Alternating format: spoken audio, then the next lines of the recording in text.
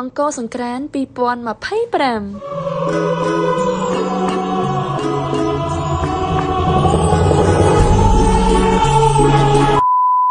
តើតើភាពអង្គរសង្ក្រាន្តឆ្នាំហ្នឹងគឺធំហើយអស្ចារ្យមែនទែនបងប្អូនទាំងអស់គ្នានេះគឺជាក្តីសម័យមិនថារូបនាងខ្ញុំក៏ដូចជាប្រជាពលរដ្ឋខ្មែរយើងទាំងអស់គឺចង់ឃើញទស្សនវិជ្ជាដ៏អស្ចារ្យបែបនេះកើតឡើងនៅមុខអង្គរវត្តតែម្ដងអង្គរសង្ក្រាន្តឆ្នាំហ្នឹងគេធ្វើកម្មវិធីច្រើនមែនទែនដោយដែលបងប្អូនទាំងអស់គ្នាបានឃើញនៅក្នុង New Feed ចឹងនឹងចូលទៅដល់ការងារតាក់ទងនឹងអង្គរសង្ក្រាន្តនេះខ្ញុំក៏បានមកផ្ដិតយករូបភាពក៏ដូចជាមកមើលទស្សនវិជ្ជាជាក់ស្ដែងតែម្ដងអូយបងប្អូនទាំងគ្នាមកលេងច្រើនមែនទែននេះអត់ទាន់មានមនុស្សមកច្រើនទេណាដោយសារខ្ញុំទៅថតទាំងថ្ងៃបច្ចុប្បន្ននេះគឺជាទស្សនវិជ្ជាថ្ងៃទី1ឯងនិយាយទៅថ្ងៃទី2ថ្ងៃនេះរត់តែមានមនុស្សច្រើនទៀតទៅមានពាក្យនិយាយជាច្រើននៅក្នុងវីដេអូមីនី ID ប្រាប់អស់ទាំងអស់គ្នាអបអរសាទរឆ្នាំថ្មីឆ្នាំអាសាញ់ដែលជាវេនទី2របស់ព្រះនាងកុរកៈទេវីដែលជាបុត្រទី2នៃកបិលមហាសូមជូនពរទៅដល់បងប្អូនទាំងអស់គ្នាឲ្យជួបតែសេចក្តីសុខសេចក្តីចម្រើនអរគុណ